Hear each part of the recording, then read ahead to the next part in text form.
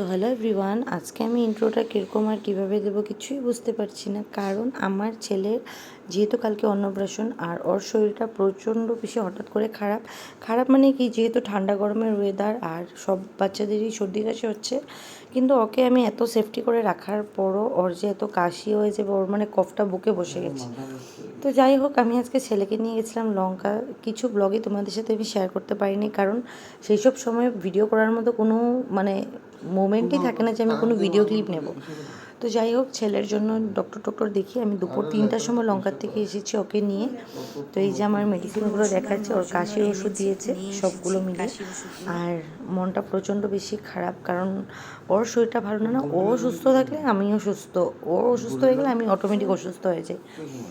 তো জানি না কীরকম কী করে আমি মানে কালকের কাজটা হ্যান্ডেল করব, বা কালকের দিনটা ওকে নিয়ে ঠাকুর বলছি যে কাটিয়ে নেব। আর এদিকে আমি আগের দিন কিছু থালা বাসন ওর জন্য সাজিয়েছিলাম, এটা আমি তোমাদেরকে এই ভিডিওর মাধ্যমে দেখাবো, কারণ আমি কোনো ব্লগই করতে পারছি না, ওর শরীরটা প্রচণ্ড খারাপ করে নিয়েছে। তো জানি না, তোমরা এতটুকু প্রে করো যাতে ও তাড়াতাড়ি সুস্থ হয়ে যায়। আর এদিকে ছাদে এসেছিলাম, দেখো ওকে দেখলেই তোমরা ওর চোখটা দেখলেই বুঝতে পারবে, ওর চোখটা প্রচণ্ড টলমল। আর এদিকে ডেকোরেশনের কাম হচ্ছিল, যেহেতু আমাদের ঘরে আমার জামাই, আমি, আমার শ্বশুর শাশুড়ি, আর ওরা দুজনের তো বয়স হয়ে গেছে, তো ওদেরকে নিয়ে তো আর সব কিছু কাম করা যায় না।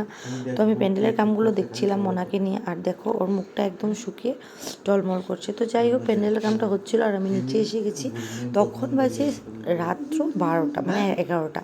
কী করব, সময় পাই না। আর সারা দিন ছেলের সাথে যুদ্ধ করতে করতে ফাইনালি ওকে শুয়েছি। আর আমি এদিকে মেহেন্দি লাগাচ্ছিলাম আর মুখে একটু বিটরুটের পেস্ট লাগিয়েছিলাম। তো যাই হোক, আমি তোমাদের সাথে যতটুকু পারলাম এই ভিডিওর মাধ্যমে তোমাদের সাথে শেয়ার করলাম। আর সাথে আমার বোন ছিল, হাজব্যান্ড ছিল, আমার ননদিনী ছিল। তো এটাই প্রে করছি ঠাকুরের কাছে যে আমার ছেলের শরীরটা তাড়াতাড়ি সুস্থ হয়ে যায়, তোমাদের সাথে যাতে ওর আমি গিফট আনবক্সিং ভিডিও সব শেয়ার করতে পারি। আর ও এখানে শুচ্ছিল, যার জন্য আমরা সবাই বাইরেই বসে আছিলাম। এই ক্লিপটা আমার ননদ নিয়েছে। তো যাই হোক, এদিকে আমাদের মেহেন্দি টেহেন্দি লাগানো হচ্ছিল। আর তারপর আমি চলে গেছিলাম ছাদে তোমাদের সাথে শেয়ার করার জন্য যে প্যান্ডেলটা কতটুকু কীরকম হয়েছে। আর আমার সোনাকে যে বসাবে সেই জায়গাটা এখনও ডেকোরেট করা হয়নি, জায়গাটা আমি ফাঁকা রেখে দিয়েছি, ওইখানে কালকে ওরা এসে সকালবেলা করে দেবে। আর তারপর আমি চলে আসবো নিচে, কারণ কি প্রচণ্ড রাত্র হয়ে গেছে। গাইজ, অল্প আগে দেখেছিলে যে আমি মেহেন্দি লাগাচ্ছিলাম, আর আমি মেহেন্দিটা অলমোস্ট ধুয়ে নিয়েছি। এই যে আমার ননদিনী, এই যে আমার বোন। তো যাই হোক, আমার ছেলের শরীরটা ভালো না তোমরা জানো, তো তার জন্য মেহেন্দিটা ধুয়ে নিয়েছি। বেশি টাইম রাখতে পারলাম না, কারণ ও কখনো উঠতে পারে ঘুমের থেকে, তো ওকে তো নিতে হবে না। আর এখন অলরেডি রাত অনেক হয়ে গেছে, যে দেখতেই পারছো তোমরা, রাত অনেক হয়ে গেছে। আর এখন আমি ভিডিওটা এখানেই শেষ করছি, মানে আজকের ভিডিওটা। যদি ভিডিওটা তোমাদের ভালো লেগে থাকে অবশ্যই like, comment, share and subscribe করে দিন।